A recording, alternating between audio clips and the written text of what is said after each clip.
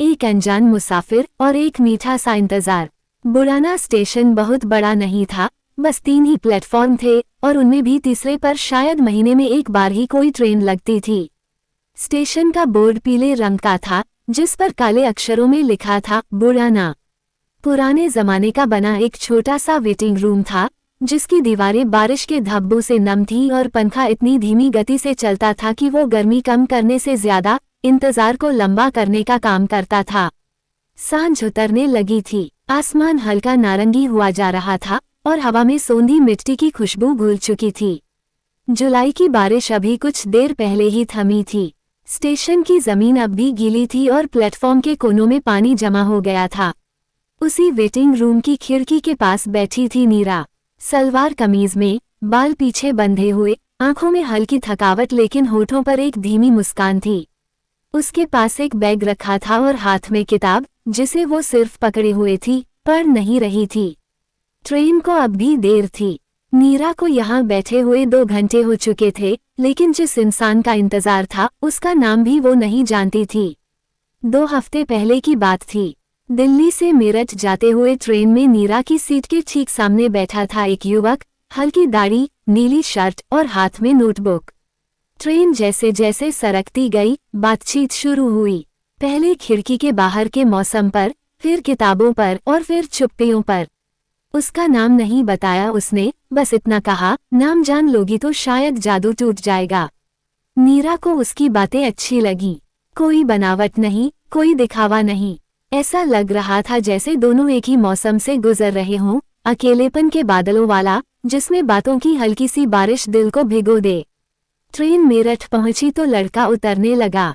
नीरा ने पूछा, हम फिर कभी मिलेंगे?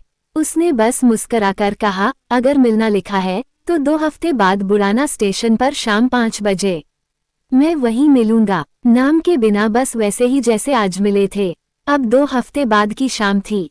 5 बजे कब के बीत चुके थे, अब तो 6 बजने को आए। नीरा बार बार घड़ी देखती, फिर प्लेटफॉर्म की तरफ नजर दौड़ाती।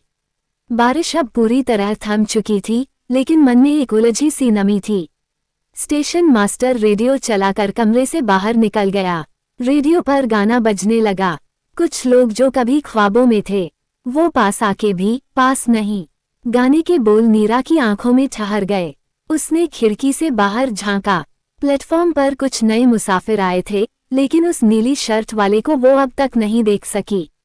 6:30 बज गए। अब नीरा की मुस्कान में हल्की थकान आ चुकी थी, लेकिन वो उठी नहीं। उसने अपने पास का बैग जरा और पास खींच लिया और खिड़की से बाहर नजरें टिकाए रही।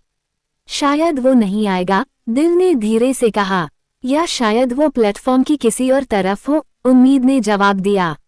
ट्रेन की आवाज फिर से सुनाई दी, शायद कोई लोकल गाड़ी थी जो गुजरने वाली थी। नीरा उठकर बाहर आई, एक आखिरी बार देखने के लिए। ट्रेन धीरे धीरे स्टेशन में घुसी। कुछ यात्री उतरे, कुछ चढ़े, लेकिन उनमें वो चेहरा नहीं था जिसका इंतजार था। 7 बज गए थे। नीरा अब थक चुकी थी, लेकिन नाराज नहीं थी। वो मुस्कुरा रही थी, वही धीमी मुस्कान, जैसे कोई अधूरी बात फिर से पूरी हुई हो, बिना कहे। शायद वो मिलना बस एक एहसास था, एक मीठा सा भ्रम, एक रिश्ता जो नाम के बिना ज्यादा खूबसूरत था। वो फिर बैठ गई, अपनी किताब खोलकर। इस बार वो पढ़ रही थी, लेकिन शब्दों से ज्यादा वो उस गंध को महसूस कर रही थी जो उस मुसाफिर के साथ आई थी 2 हफ्ते पहले, बारिश में भीगी हुई मिट्टी जैसी। जब नीरा स्टेशन से निकली तो आसमान में फिर हल्की बूंदाबांदी शुरू हो चुकी थी। सामने से एक बच्चा दौड़ता हुआ आया, उसके हाथ में वही नोटबुक थी। दीदी, किसी ने ये मेरे हाथ दी और कहा आपको दे दूं। वो बोले कि वो नहीं रुक सकते। नीरा ने कांपते हाथों से नोटबुक ली, वही थी।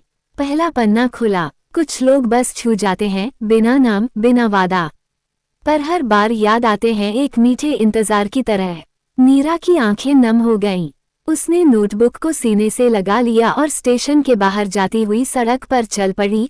अब अकेली नहीं, एक एहसास साथ था। सीख, कुछ मुलाकातें पूरी नहीं होती, फिर भी अधूरी नहीं लगती।